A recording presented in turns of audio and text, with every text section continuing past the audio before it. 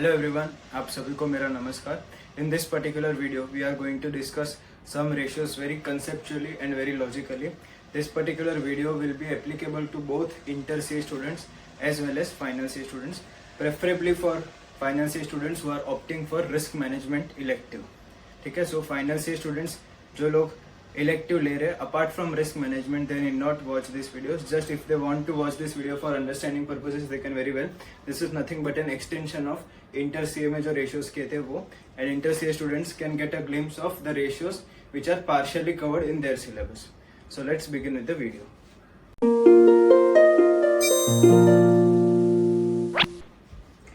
Okay, first of all, this particular financial statement analysis, or I may say ratio analysis, why is it required? ठीक है, ratios क्यों calculate करते हैं? What are ratios? First of all, ratios are nothing but a fraction or a proportion expressed in comparison of one to another. ठीक है, सो जैसे ही मैं ratios का मीनिंग आपको बता रहा हूँ, I am very well explaining the term which is very important for this purpose के रेशियोज फैसिलिटेट कंपैरिजन. ठीक है, अभी कंपैरिजन दो टाइप का होता है, intra firm comparison and inter firm comparison. What is intra firm comparison? Intra firm comparison means मैं खुद का ही परफॉर्मेंस खुद के साथ कंपेयर कर रहा हूँ. ठीक है, सो मैं खुद का कभी खुद के साथ कंपेयर करूंगा दो केसेस में. First, when I compare my actual with budgeted. For example, अगर मैं 18-19 की बात करूं तो what figures I had budgeted for the year 18-19 और 19-20 एंड एक्चुअल फिगर्स क्या हुए. ठीक है, so ratios will help me facilitate for the purpose of comparison for the same year. Another form of intra firm comparison is कि यही साल का ratio मैं मेरे पिछले पास्ट ईयर्स के साथ कंपेयर करूंगा. For example, if my net profit ratio, net profit margin जिसको बोलते हैं, if net profit margin in the last year was 25% and ये साल में ड्रॉप डाउन टू 15%. सो ये रेशियो कैलकुलेट किया ना तुम लोग ने 15% and 25%. It is nothing but a ratio express in the form of a percentage. ठीक है, सो ये रेशियो कैलकुलेट करने के बाद you are now suppose to investigate into the reasons causing such deviations. So last year 25% क्यों था and ये बार 15% किस रीजन से हुआ. तो पता चला कि ये बार heavy preliminary expenses write off किए, इसके वजह से प्रॉफिट गिर गया. बाकी all other expenses are the same. अगर कोई एक्स्ट्रा ऑर्डिनरी रीजन के वजह से आपका प्रॉफिट कम हो रहा है, then you are it is not a matter of worry के कोई एक्सपेंसेस इंक्रीज हो गया या सेल्स कम हो गया. ठीक है, so that is just a one time event and you are suppose to bear with it, and accounting wise वो लॉस है, वरना एक्चुअल टर्म्स में it is a profit of 25%. ठीक है, so ratios facilitate intra firm comparison. Second part is ratios facilitate inter firm comparison, यानी कि comparison of your organisation with your peers. ठीक है, सो इंडस्ट्री एवरेज, इंडस्ट्री में क्या ratios चल रहे हैं एंड हमारे कंपनीज का क्या रेशियो है. You can very well compare and you can come to know कि आपको कहाँ कौन से एरियाज पे इंप्रूव करना है. ठीक है, as compare to industry average और as compare to your peers. So ratios का one of the advantages inter firm comparison and intra firm comparison.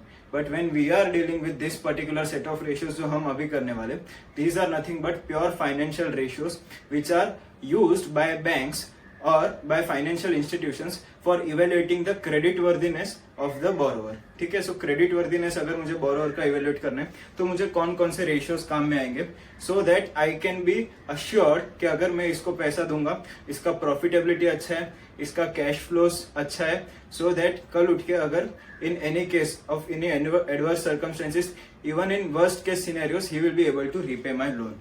ठीक है, सो क्रेडिट वर्दीनेस एनालाइज करने के लिए I am going to analyse a few set of ratios as a banker और as a credit analyst working in a financial institution. So मैं कितने साल का रेशियोज एनालाइज करूंगा? सर अप्रोक्सीमेटली आपको 5 इयर्स का रेशियोज एनालाइज करने हैं, पास्ट 5 इयर्स का, and preferably if on the basis of projection of next 5 years. अगर आपको नेक्स्ट 5 इयर्स का भी balance sheet, profit and loss, projected financial statements अगर मिल रहा है, सो मैं आगे के 5 साल का भी रेशियोज एनालाइज करूंगा. Reason being you need to be futuristic in your approach, क्योंकि आगे हिस्टोरिकली अगर उसका सेल्स एंड प्रॉफिट्स वगैरह कैश फ्लो सब अच्छा रहेगा भी, but he is going to take loan now and is going to repay this loan in the future.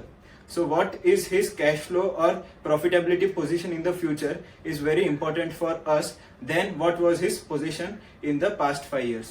ठीक है, past 5 years के basis पे you can forecast the profitability and cash flow position of next 5 years, but उसको ही consider नहीं करना. You are not suppose to only consider past ratios, you should always be futuristic in your approach. ठीक है. So let's just start with ratios. Ratios को अगर मैं divide करूं तो I can divide it in 3 parts. First is financial statement analysis, second is cash flow analysis, and third is working capital analysis. Cash flow analysis and working capital analysis will be dealt in the second part of the video. In this particular video we are only going to focus on financial statement analysis. So the first ratio, the first very vital thing which a lender will look when he lends the money to the borrower is his sales. ठीक है कि sir ये कितना sales या कितना turnover कितना है, what is the size of this company. जब भी मैं साइज की बात करता हूँ of any company, then size can be evaluated only in 2 terms, only in the form of turnover और इन द फॉर्म ऑफ इस मार्केट कैपिटलाइजेशन. ठीक है. These 2 terms are primarily used when evaluating the size of the company. So company का अगर turnover अच्छा रहेगा, company का अगर सेल्स अच्छा रहेगा, यानी कि उसका कैश फ्लो पोजीशन, उसका स्ट्रेंथ अच्छा है, like company is able to generate quite a good amount of sales. See, whenever you look at the sales figure, for example, last year मुझे एक बड़ा कॉन्ट्रैक्ट मिला. Last year I got a contract of 100 crore rupees. उसके पहले मेरा turnover 10 crores, 5 crores, 2 crores, 3 crores ऐसा ही था. ठीक है. So when I am analyzing sales growth rate जब भी मैं कैलकुलेट करता हूँ, the very vital thing for me to look into is the sustainability of this sales growth. So this increase in sales from 10 crores to 110 crores, 100 crore का मुझे जो contract मिला, this was something which was non recurring in nature. It was a one time event still reflecting in my sales. ठीक है. So as a lender I need to be aware कि वो borrower जो है वो 110 crore turnover मुझे बोलेगा कि सर मेरा लास्ट ईयर टर्नओवर 110 करोड़ था, and me as a lender is impressed, okay इसका टर्नओवर 110 करोड़ है, but what is the sustainability of this sales. So ये कैसे पता चलेगा? जब मैं लास्ट 5 इयर्स का उसका सेल्स देखेगा, सस्टेनेबल सेल्स कितने मुझे पता चल जाएगा कि इसका sustainable sales is around 5 to 10 crores ओनली, एंड दिस 100 करोड़ का कॉन्ट्रैक्ट ये तो सिर्फ लास्ट ईयर का ही इवेंट था. So sales growth rate examine करना बहुत ही एसेंशियल है, एंड उसका पर्पस क्या है? Purpose is to analyse the sustainability of the sales. Obviously जैसे कैसे कैलकुलेट करते हैं? सो ये साल का सेल्स कितना था माइनस लास्ट ईयर का सेल्स कितना था, डिवाइड बाय लास्ट ईयर का सेल्स. सो बेसिकली ग्रोथ निकालने का जैसे हम सिंपली निकालते हैं. So formula is quite self explanatory. Second set of ratios is EBITDA percent and profit after tax percent, which is nothing but EBITDA margin and profit margin. These two ratios are nothing but profitability ratios. Profitability ratios की अगर हम बात करें तो sir what is EBITDA and why do we calculate EBITDA? ठीक है. EBITDA is profit solely from operations. कि भाई धंधा करके कितना पैसा आया वो बता. तुझे पैसा बोरो करने का कॉस्ट कितना लगा, तुझे depreciation is a non cash expense तो उसका कितना कॉस्ट लगा, that is a mere charge against profit. So मुझे वो कंसिडर नहीं करना है. तूने बिजनेस करके कितना प्रॉफिट कमाया, यानी कि तूने ट्रेड करके, you bought some goods, you sold some goods, you manufactured the goods, you sold them in the market. So what was the profit arising from operations? We only want to know what was the profit from your operations. What was your profit by doing this business? ठीक है. So this EBITDA is nothing but a pure business profit, pure operational profit. ठीक है. So profit only from operations, and EBITDA को अगर देखोगे तो earning before interest, tax and depreciation. ठीक है. सो इंटरेस्ट को भी इग्नोर कर रहा है. इंटरेस्ट इग्नोर करना है मतलब हम लोग ने वो चीज को इग्नोर करना है कि कंपनी का फाइनेंसिंग डिसीजन क्या है. फाइनेंसिंग डिसीजन क्या है मतलब कंपनी ने कितना पैसा इक्विटी से रेस किया, कितना पैसा डेट से रेस किया, वो पार्ट को इग्नोर करना है. कंपनी का depreciation is an accounting decision, WDV के बेसिस पे करना है, SLM के बेसिस पे करना है, कितना डेप्रिसिएशन चार्ज करना है. ठीक है. एंड टैक्स कितना पे कर रहे हैं. See this is these are all the consequences. Tax is a consequence कि तुम लोग ने प्रॉफिट कितना कमाया उसके ऊपर तुमको टैक्स पे करना है. So this is not going to affect your profit from business, only from business. ठीक है. So this is profit only from operations, thereby eliminating financing and accounting decisions.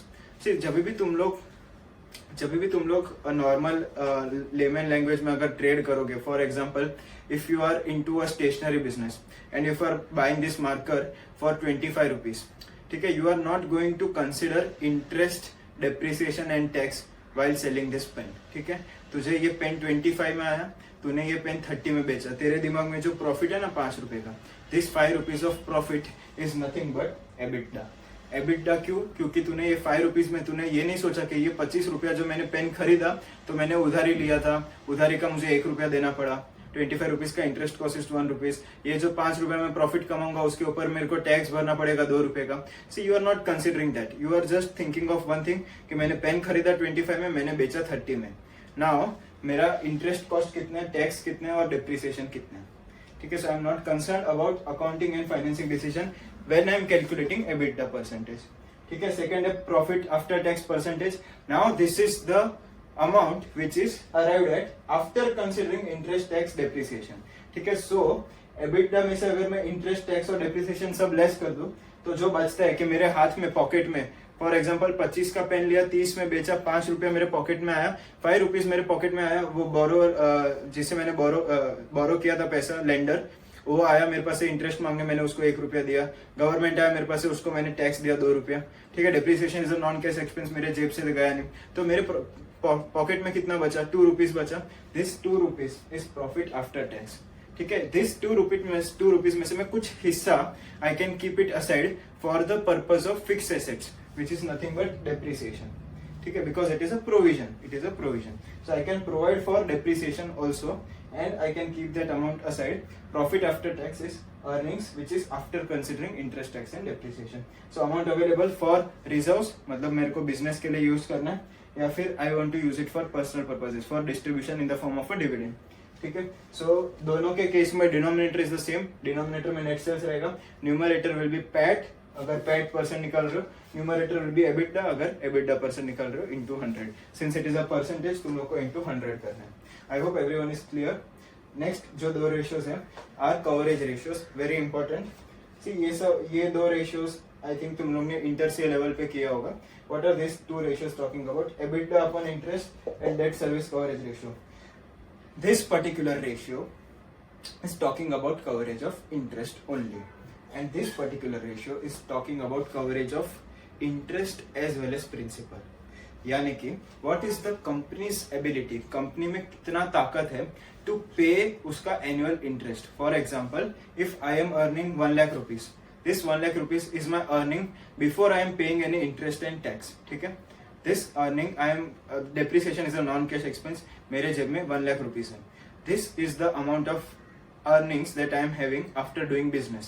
For example, if my interest cost is 10,000 rupees, then as a borrower मेरे को कितना मैं बोलूंगा कि lender को देख I have the power to pay you interest for 10 times, मतलब मेरे करंट ईयर के प्रॉफिट से ही मैं 10 बार तेरे मुंह पे इंटरेस्ट मार सकता हूँ. ठीक है, मैं 1 लाख कमा रहा हूँ, 10,000 ही मुझे इंटरेस्ट देना है, तुझे 1 बार इंटरेस्ट नहीं, मैं 10 बार इंटरेस्ट दे सकता हूँ. So EBITDA upon interest is nothing but company's ability to meet interest expense how many times. ठीक है, मैं कितनी बार तेरा इंटरेस्ट पे कर सकता हूँ करंट ईयर के अर्निंग से ही. ठीक है, so earning before interest, tax, depreciation and amortisation. क्यों? ठीक है, जब भी कोई भी एक्सपेंस का हम कवरेज देखते हैं ना, तो we look at the income just about the expense. ठीक है, इंटरेस्ट एक्सपेंस लेस करने के पहले का इनकम क्या है मेरा? एबिटा है. ठीक है, एबिटा सर डेप्रिसिएशन क्यों ऊपर, डेप्रिसिएशन तो लेस करने के बाद. सो डेप्रिसिएशन एडबैक इसके लिए होता है because it is a non cash expense. So technically अगर देखा जाए तो it is nothing but profit after tax में मैं डिबेंचर इंटरेस्ट एडबैक कर लूंगा एंड मैं डेप्रिसिएशन एडबैक कर लूंगा, टैक्स एडबैक कर लूंगा. So basically EBIT. ठीक है, एबिट में depreciation as a non cash expense I will add in the numerator and divide करूंगा इंटरेस्ट से. सो आई विल गेट कितना टाइम मैं इंटरेस्ट पे कर सकता हूँ. I hope everyone is clear. Next is debt service coverage ratio, मतलब मेरा जो डेट ऑब्लिगेशंस है. ठीक है, यहाँ पर किसकी बात हो रही थी? सिर्फ इंटरेस्ट की बात हो रही थी. यहाँ पर मेरा डेट ऑब्लिगेशंस के सर मेरा EMI total wherein interest component and principal component दोनों मिलके कितना होता है. सो फॉर एग्जाम्पल मेरे सेम एग्जाम्पल में if the EBITDA was 1 lakh, EBITDA 1 lakh था and interest was 10,000 and principal repayment was 40,000. So I can very well say to my lender कि sir सुनो, मेरे पास 40,000 का प्रिंसिपल रिपेमेंट, 10,000 का इंटरेस्ट, ऐसे 50,000 मैं 2 बार आपको भर सकता हूँ. So I have the power to pay you my current debt obligations 2 times. ठीक है, so this is nothing but how many times. ठीक है, debt service coverage ratio and EBITDA interest ये जो रेशियोज है, this ratios indicate that how many times I am able to pay off my obligations और commitments. So how many times I am able to cover my interest. ठीक है, मेरा EBITDA इतना है कि वो इंटरेस्ट को 10 बार कवर कर सकते हैं. ठीक है, my EBITDA is 1 lakh and my interest is 10,000, which means my EBITDA has the power to cover my interest, to shield my interest 10 times. Similarly, if I consider my debt obligation, which is interest and principal both, my EBITDA has the power to cover interest and principal 2 times. ठीक है, and hence it is called coverage ratio कि कितने बार तेरा earnings जो है वो तेरे obligations को कवर कर सकते हैं. I hope everyone is clear. So let's just calculate. ये सब के केस में sales growth rate, EBITDA, PAT, EBITDA upon interest, ये सारे के सारे रेशियोज हायर द बेटर. ठीक है, higher the better, higher earnings. ठीक है, प्रॉफिटेबिलिटी अच्छा है तो कंपनी के लिए अच्छा है. अगर तुम लोग ज्यादा बार interest and debt obligations cover कर पा रहे हो, that means you have more cash flows. The lender will be more willing to give you the borrowing which you require, क्योंकि आपका कवरेज रेशियो काफी अच्छा है. And sales growth rate, obviously it will indicate a better sustainability, a better trend of growth. कोई भी lender जो होगा वो अगर sales growth rate growing होगा then he will be willing to give you more loans. Reason your sales is growing at a better pace, at a better rate. I hope everyone understood this particular part.